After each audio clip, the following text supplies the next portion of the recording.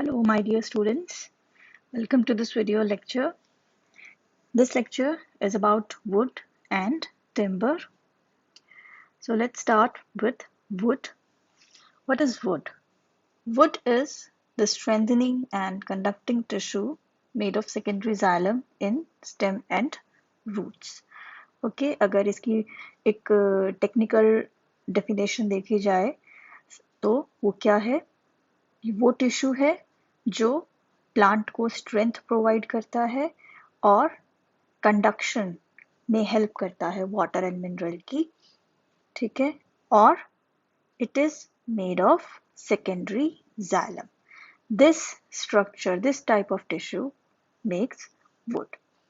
Okay, अब would की बात करें तो स्ट्रक्चर जैसे जिम्नोस्पर्म्स और एंजियोस्पर्म्स में अलग अलग स्ट्रक्चर होगा, ठीक है. डिपेंडिंग टिश्यू है तो टिश्यू किससे बनता है? सेल्स से. Different type of cells make a tissue. So cells की क्या कंपोजिशन है उस टिश्यू में, depending upon that gymnosperm and angiosperms में डिफरेंट टाइप की वुड होंगी और उनकी प्रॉपर्टीज भी अलग अलग होंगी. अब यहाँ पर हम जिम्नोस्पर्म और एंजियोस्पर्म क्यों कह रहे हैं? Because they are the vascular plants. उनमें ही वुड प्रेजेंट होती है. उनसे जो लोअर प्लांट्स हैं उनमें प्रॉपर वुड या वेस्कुलर टिश्यूज नहीं होते. वेस्कुलर टिश्यूज क्या है? Xylem and phloem. तो ब्रायोफाइट्स, टेरिडोफाइट्स, उनमें प्रॉपर जाइलम एंड फ्लोएम नहीं होते, ठीक है. और होंगे भी, जैसे कुछ for example in some pteridophytes you may find some conducting tissues, but they are not secondary xylem, they are not strengthening tissue, and they do not make wood. Okay, so सबसे पहले बात करते हैं जिम्नोस्पर्म्स की. Gymnosperm में जो secondary xylem है या जाइलम है वो ट्रेकीड्स एंड पेरेन्काइमा के सेल से बनता है. एंजियोस्पर्म्स में ट्रेकीड्स होती हैं, वेसल्स होती हैं, पेरेन्काइमा होती हैं एंड फाइबर सेल्स होते हैं. ओके, अब डिपेंडिंग अपॉन द कंपोजिशन, कौन सा सेल किस टिश्यू में, जाइलम में कौन से सेल्स कैसे प्रेजेंट हैं, कहाँ पर प्रेजेंट हैं, उसके बेसिस पर ये 3 कैटेगरीज बनाई गई हैं. पहले non porous and porous, second softwood and hardwood, and third hardwood and sapwood. अब सबसे पहले बात आती है non porous and porous wood की. नॉन पोरस वुड होती है जिम्नोस्पर्म्स की. पोर्स जो है, नॉन पोरस का मतलब उसमें पोर्स एब्सेंट है, पोरस का मतलब उसमें पोर्स प्रेजेंट है. तो नॉन पोरस है जिम्नोस्पर्म और उसमें पोर एब्सेंट क्यों है? बिकॉज उसमें वेसल्स एब्सेंट होते हैं, ठीक है.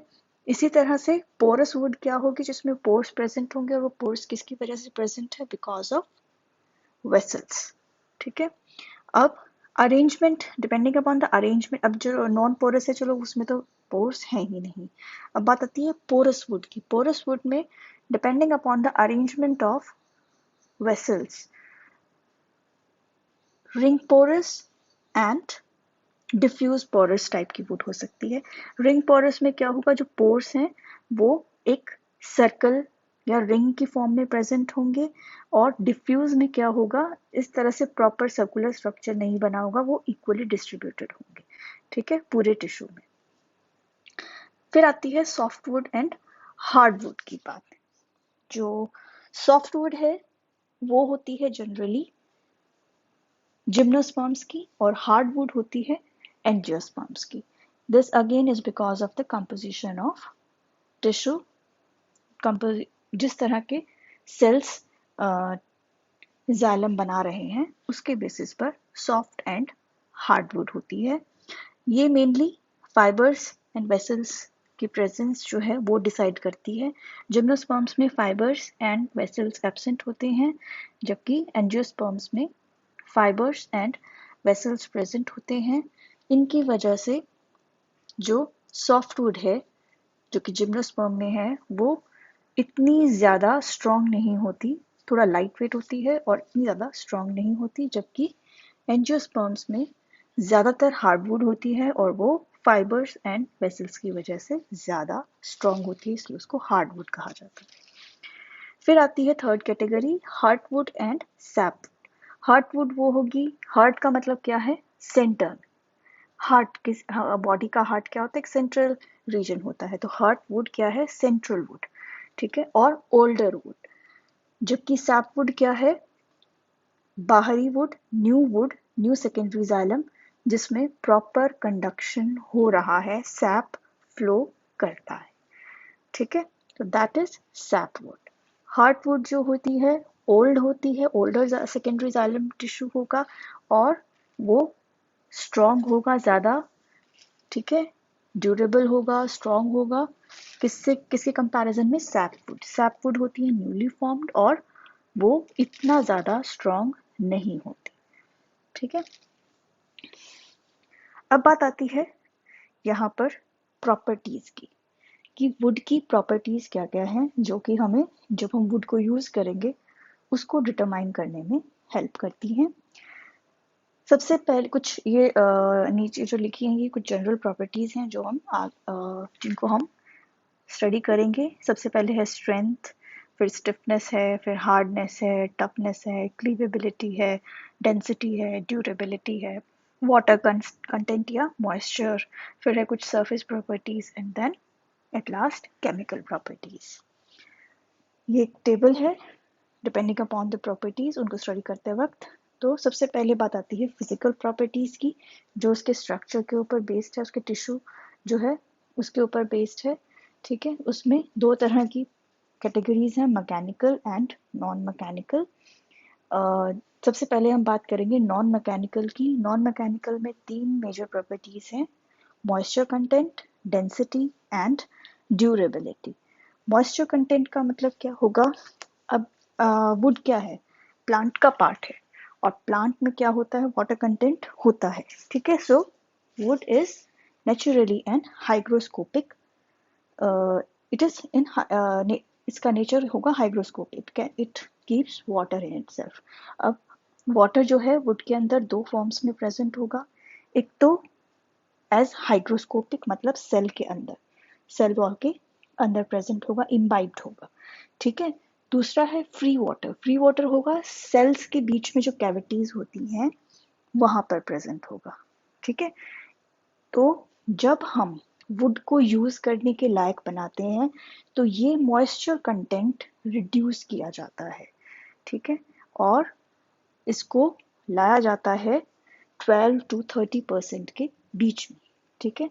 जो भी यूजेबल वुड होती है उसमें मॉइस्चर कंटेंट 12 to 30% रिड्यूस कर दिया जाता है compare to that which was in a intact plant, ठीक है। इंटेक्ट प्लांट या इंटेक्ट ट्री में जो मॉइस्चर कंटेंट था उसका 12 to 30% मॉइस्चर रखा जाता है, तब वो वुड प्रॉपर यूज के लिए रेडी होती है। नेक्स्ट है इसमें डेंसिटी।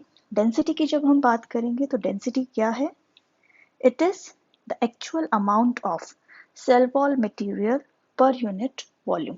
अब ये चीज ध्यान रखो, यहाँ बात हो रही है सेकेंडरी जाइलम की, ठीक है। तो सेकेंडरी जाइलम, जाइलम में क्या होता है, ट्रेकीड्स हैं, वेसल्स हैं, दे आर डेड सेल्स, ठीक है।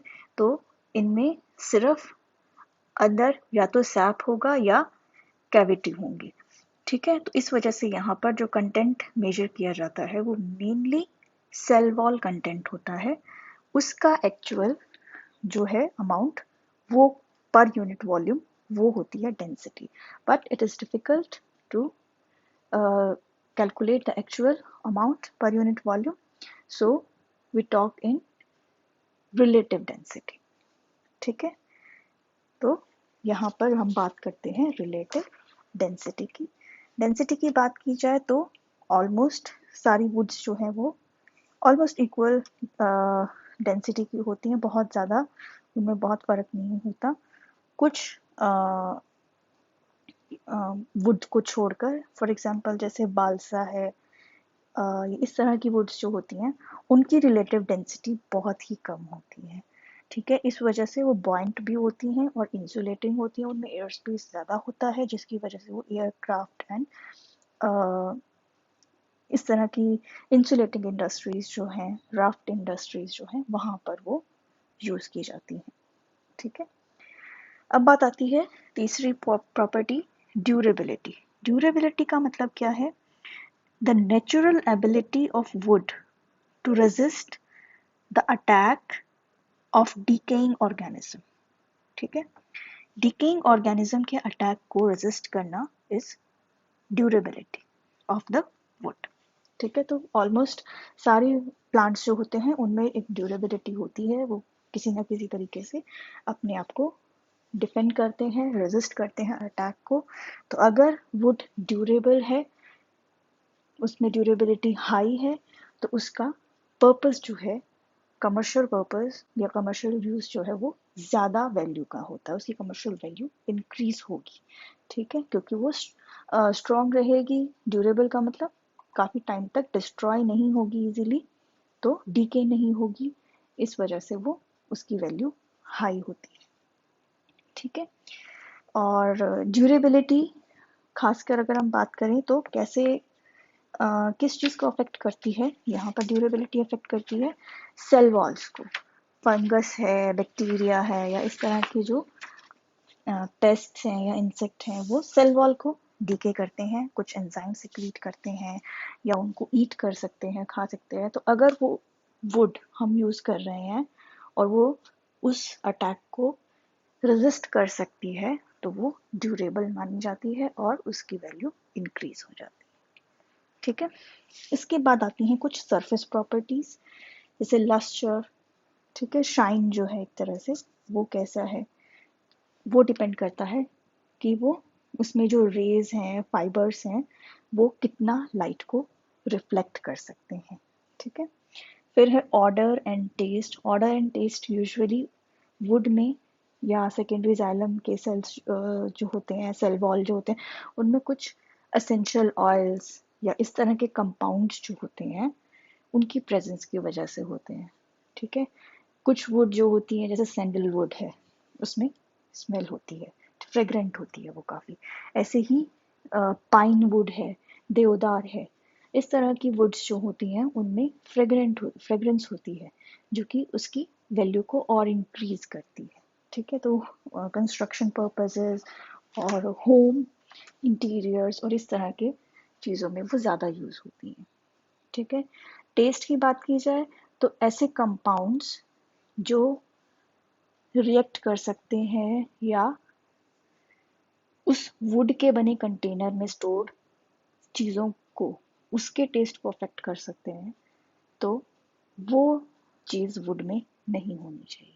ठीक है, अगर इस तरह के कंपाउंड्स हैं तो उसको हम स्टोरेज कंटेनर्स जो होते हैं वो बनाने के लिए यूज़ नहीं कर सकते। For example barrels, alcohol formation जो होती है उसमें ज़्यादातर पहले, अब तो जो मेटल है उसके बैरल्स बनने लगे हैं, लेकिन अभी भी कुछ जगह जो वुड है उसको यूज़ किया जाता है to store things, articles, food articles.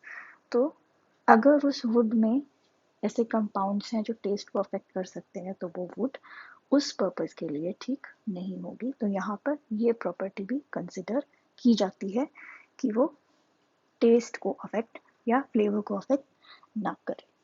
फिर आती है कलर की बात।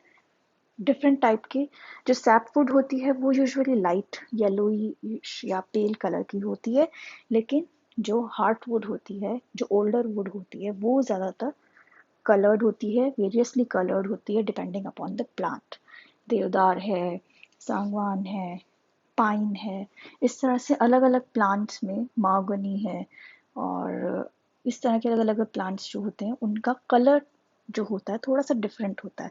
किसी में ब्राउन है, किसी में डार्क ब्राउन कलर की हार्टवुड होती है। तो इससे उस वुड को कलर मिलता है, और वो कलर एक तरह से एस्थेटिक वैल्यू का दिखने में अच्छा लगता है, तो वो वही रोल प्ले करता है। फिर आते हैं इसमें एक इरिटेंट। इरिटेंट की बात आती है जब हम वुड को प्रोसेस कर रहे होते हैं, या हमारे पास फॉर एग्जांपल हम वुड को प्रोसेस कर रहे हैं, उसको काट रहे हैं, उसको पॉलिशिंग कर रहे हैं, उसको एक तरह से उसको यूज़ कर रहे हैं फर्नीचर्स वगैरह बनाने में। तो अगर वो उसमें इरिटेंट्स होंगे, कंपाउंड्स हैं जो एलर्जिक हैं या इरिटेंट्स हैं, तो वो वर्कर्स को अफेक्ट कर सकते हैं। दूसरा फॉर एग्जांपल हम उसको बिल्डिंग्स में यूज़ कर रहे हैं, अपने घर में बीम्स हैं जैसे पिलर्स हैं, ये सब बनाने में यूज़ कर रहे हैं, फर्नीचर में यूज़ कर रहे हैं, तो अगर उस वुड के अंदर इरिटेंट्स होंगे तो वो हमें अफेक्ट करेंगे। ठीक है, जब तक वो वुड वहाँ रहेगी रूम में तो वो इरिटेंट उसमें से रिलीज होते रहेंगे, वो कंपाउंड, उसकी वजह से फिर वो यूज़ करना उसको इम्पॉसिबल हो जाएगा। ठीक है, तो वो कंटेंट भी, वो प्रॉपर्टी भी यहाँ पर ध्यान में रखी जाती है। अब इसके बाद बात आती है कुछ थर्मल प्रॉपर्टीज की। थर्मल प्रॉपर्टीज की बात करें तो would is a poor conductor of heat, electricity and sound. ठीक है, तो हीट के लिए एंड इलेक्ट्रिसिटी के लिए वो पुअर कंडक्टर है, साउंड के लिए भी वो पुअर कंडक्टर है। प्रॉपरली वेल ड्राइड जो वुड होगी तो वो जो है इंसुलेटेड जो है चैम्बर्स या थिएटर्स और इस तरह की जगह जो होती हैं बनाने कंस्ट्रक्शन में हेल्प करते हैं, वहाँ पर यूज़ की जाती है ताकि साउंड, जहाँ पर वॉल्यूम्स नॉइज़ ज़्यादा होती है वहाँ पर उस साउंड को कंटेन करने के लिए, ताकि वो बाहर ना जाए, इस तरह की वुड का यूज़ किया जाता है। जैसे स्टूडियोज़ होते हैं, रिकॉर्डिंग स्टूडियोज़ हैं, ठीक है, और म्यूज़िकल इंस्ट्रूमेंट्स हैं, इनमें जो है ये अकूस्टिक प्रॉपर्टीज़ जो हैं इनको ध्यान में रखा जाता है। अब बात आती है मैकेनिकल प्रॉपर्टीज़ जो है वुड की। अब मैकेनिकल प्रॉपर्टीज़ जो है हम स्टडी करेंगे, तो मैकेनिकल प्रॉपर्टीज़ पढ़ने से पहले एक चीज़ ध्यान में रखो, नॉन मैकेनिकल प्रॉपर्टीज़ जो हैं वो अफेक्ट करती हैं मैकेनिकल प्रॉपर्टीज़ को। डेंसिटी क्या है, मॉइस्चर कंटेंट क्या है, ड्यूरेबिलिटी क्या है, that affects the mechanical properties of a would. Mechanical properties अपने आप में ऐसा फुलफिलिंग नहीं होती, वो डिपेंड करती हैं नॉन मैकेनिकल प्रॉपर्टीज़ पर, उनसे डिराइव्ड होती हैं। सबसे पहले जो मैकेनिकल प्रॉपर्टी आती है वो आती है स्ट्रेंथ की। स्ट्रेंथ क्या होगी कि किसी भी चीज़ को रेजिस्ट करना। ठीक है, वो इसको अगर डिफाइन करेंगे तो कोई भी स्ट्रेस है उसको रेजिस्ट करना, उसको झेल पाना या उसको रेजिस्ट करना, वो होगा स्ट्रेंथ उस वुड का। तो डिफरेंट टाइप ऑफ स्ट्रेंथ्स हैं। सबसे पहले है क्रशिंग। क्रशिंग स्ट्रेंथ या कंप्रेसिंग स्ट्रेंथ, उसमें क्या होगा, अगर हम फोर्स डाल रहे हैं वुड के ऊपर, ठीक है, वो होगा क्रशिंग। उसको अगर वो रेजिस्ट कर सकता है, कंप्रेशन को अगर वो वुड रेजिस्ट कर सकती है तो वो उसकी क्रशिंग स्ट्रेंथ कहलाएगी। ठीक है, दूसरा है टेंसाइल स्ट्रेंथ। अब ये देखो, ये दोनों ऑपोजिट हैं। क्रशिंग में हम वुड के ऊपर फोर्स डाल रहे हैं, ठीक है, उसके ऊपर फोर्स डाल रहे हैं। टेंसाइल स्ट्रेंथ में क्या होता है, पुलिंग फोर्स होता है, बाहर की तरफ खींचना। क्रशिंग में अंदर की तरफ फोर्स लगाया जा रहा है, ठीक है, पुशिंग फोर्स है। टेंसाइल में पुलिंग फोर्स होता है, ठीक है, स्प्लिट होना एक तरह से, वो स्प्लिटिंग कॉज कर सकता है अगर टेंसाइल स्ट्रेंथ वीक होगी तो। ठीक है, तो वुड की ability to resist the pulling force is known as its tensile strength. फिर है शेयरिंग स्ट्रेंथ। शेयरिंग स्ट्रेंथ है अगर फाइबर्स आपस में एक तरह से स्लाइड कर जाए एक दूसरे के ऊपर, जैसे घिसना होता है। ठीक है, अगर हम एक चीज को एक के ऊपर एक फाइबर घिस कर अलग हो जाए, मूव कर सके, ठीक है, तो वो चीज अगर कम है तो वो उसकी शेयरिंग स्ट्रेंथ मानी जाती है। ठीक है, it is the ability, shearing strength is the ability of the wood to resist forces which tend to make the fiber slide past one another. ठीक है, एक तरह से घिसने वाली जो इसकी फोर्सेस हैं उनको रेजिस्ट करना, ठीक है, फाइबर्स के अंदर। फिर है इसमें क्रॉस ब्रेकिंग, स्टैटिक और बेंडिंग स्ट्रेंथ। इसमें क्या होता है, it refers to the resistance to force that causes the wood और बीम टू ब्रेक। ठीक है, इसमें जो है एक तरह से टूट जाना। ये जो क्रॉस ब्रेकिंग स्ट्रेंथ है ये अकेला नहीं एक्ट करता, ये एक्ट करता है crushing, tensile and sharing strength के साथ।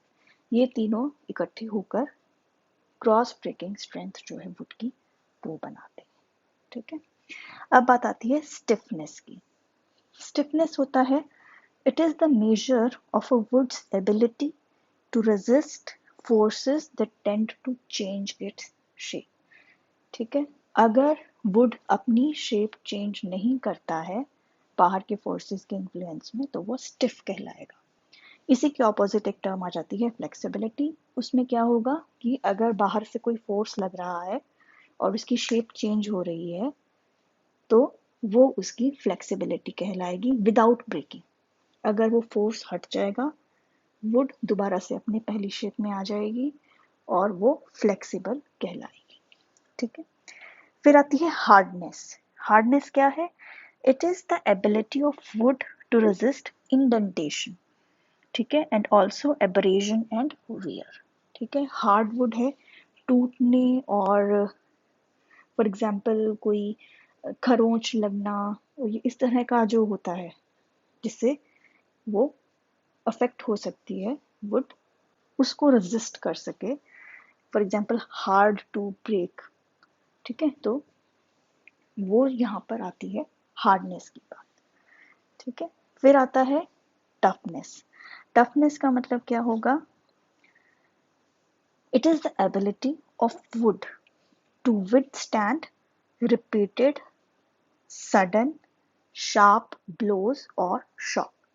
अगर हम वुड को फॉर एग्जाम्पल हैमर से मार रहे हैं लेकिन वुड खराब नहीं होती है तो वो उसकी टफनेस मानी जाएगी, वो उसकी उसको टफ, उस वुड को टफ कहा जाएगा। ठीक है, फिर लास्ट में आता है क्लीवेबिलिटी। क्लीवेबिलिटी क्या है? It refers to the ease with which wood can be split into two. ठीक है, क्लीव करना मतलब ब्रेक, स्प्लिटिंग इनटू टू। इसको कंफ्यूज मत करना टेंसाइल स्ट्रेंथ के साथ, बिकॉज टेंसाइल स्ट्रेंथ जो है वो है ऑल ओवर, उस पर जो है फोर्स लगता है बाहर की तरफ, ऑपोजिट फोर्स। जबकि क्लीवेबिलिटी क्या है? एक स्ट्रोक की एक तरह से मार या एक चोट की वजह से वो स्प्लिट हो जाना, टू में ब्रेक हो जाना, टू पार्ट्स में, या एक तरह से स्प्लिट होना, स्प्लिट ओपन होना क्लीवेबिलिटी कहलाई जाएगी। तो जो फायर वुड होती है उसमें क्लीवेबिलिटी होनी चाहिए ताकि वो इजीली पीसीज में उसको ब्रेक किया जा सके, स्प्लिट किया जा सके। ठीक है, तो इस तरह से ये सब जो है जनरल प्रॉपर्टीज हैं जो डिसाइड करती हैं कौन सी वुड कहाँ पर यूज होगी, कैसे यूज होगी। ठीक है,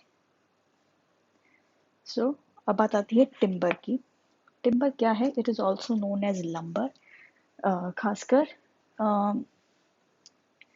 वेस्टर्न कंट्रीज में ये वर्ड यूज किया जाता है। कुछ जगह पर जो ट्री है उसमें जो वुड है उसको इंटेक्ट ट्री के वुड को लंबर भी कहा जाता है, टिम्बर बाद में कहा जाता है। तो प्रोसेसिंग के लिए जब हम ट्री को, उसके ट्रंक को यूज करते हैं, उसको प्रोसेस करते हैं ताकि वो फर्दर फ्यूचर यूज के लिए रेडी हो सके, तो वो कहलाता है टिम्बर। ठीक है, it is that would which is processed and prepared for future use। ठीक है, अब इसको यूज करने के लिए कुछ स्टेप्स हैं। सबसे पहले क्या होगा? वुडन लॉग्स जो हैं उनको कट किया जाता है प्लैंक्स में या बीम्स में, पिलर लाइक जो सिलेंड्रिकल स्ट्रक्चर्स होते हैं उनमें, या फिर रेक्टेंगुलर इस तरह के, जैसे पिक्चर में भी देख सकते हो प्लैंक्स जो होते हैं उनमें क्या कहते हैं, इनको कट किया जाता है सबसे पहले। ठीक है, इनको कट करने का मेन पर्पस क्या है? ये इजी टू ट्रांसपोर्ट होते हैं, स्टोरिंग, स्टैकिंग, इन सब में वो इजी रहता है। ठीक है, अब बात आती है, नेक्स्ट स्टेप आता है इसका सीजनिंग का। सीजनिंग का मतलब क्या होता है कि जब हमने वुड को या लकड़ी को काटा तो उसमें मॉइस्चर कंटेंट था और ये सब उसकी जो अनवांटेड एक तरह से प्रॉपर्टीज जो थी जो कि उसके प्रॉपर यूज में हेल्प नहीं करती, उनको रिमूव करना, वो आ जाएगा सीजनिंग। ठीक है, तो सीजनिंग कैसे होगी? 3 तरह से हो सकती है, open air, water and kill. Open air seasoning जो होती है उसमें क्या होता है, जो प्लैंक्स हैं वुड के या लॉग्स जो हैं या बीम्स जो हैं उनको एक दूसरे के ऊपर स्टैक करके रख दिया जाता है, जैसे यहाँ पर देख सकते हो। लेकिन एक चीज ध्यान दो, एक बीम दूसरे बीम को टच नहीं कर रही या एक प्लैंक दूसरे प्लैंक को टच नहीं कर रहा, उनके बीच में थोड़ा सा गैप है।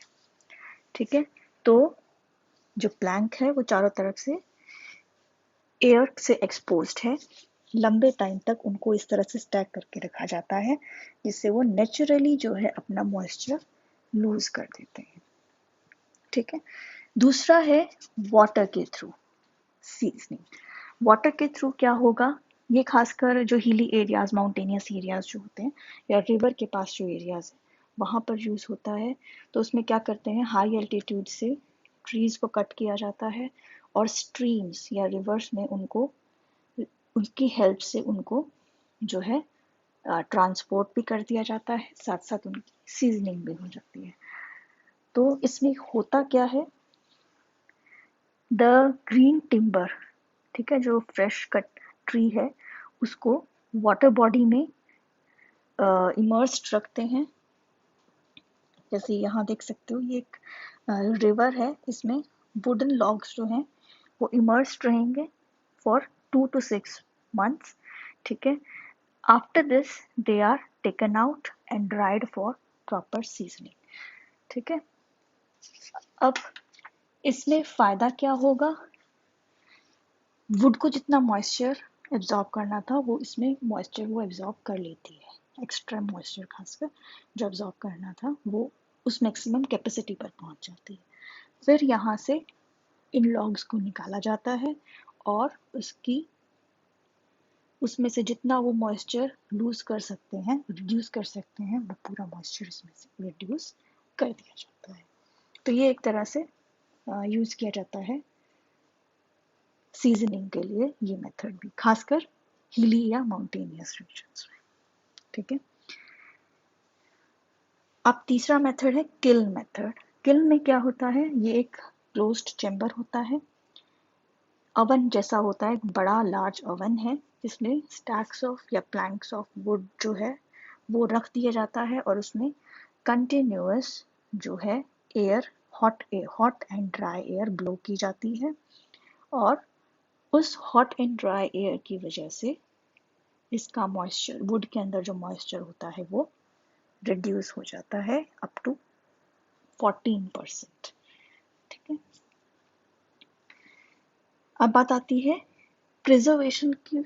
अब तक यहाँ तक तो उसमें से मॉइस्चर कंटेंट जो है वो लूज कर दिया गया है। अब बात आती है प्रिजर्व करना, अब उसको प्रिजर्व कैसे करके रखेंगे। दो मेथड हैं, दो ट्रीटमेंट्स हैं खासकर कहे जा सकते हैं। तो एक तो है केमिकल ट्रीटमेंट, दूसरा है चारिंग।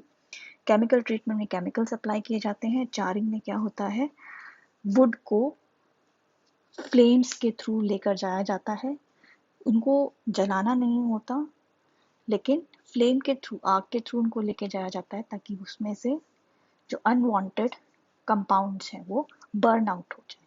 ठीक है, उनको बिल्कुल जलाते नहीं हैं, ये चीज़ ध्यान रखना। ठीक है, केमिकल ट्रीटमेंट में केमिकल्स जो होते हैं वो अप्लाई किए जाते हैं, और कौन से केमिकल्स अप्लाई किए जाते हैं, copper sulphate, zinc chloride, mercuric chloride, coal tar जो होता है वो यूज़ किया जाता है, आर्सेनिक पेंटॉक्साइड है, बोरेक्स सॉल्यूशन है, सल्फर सॉल्यूशन है, इसी तरह से सोडियम पोटेशियम डाइक्रोमेट है, ये यूज़ किए जाते हैं।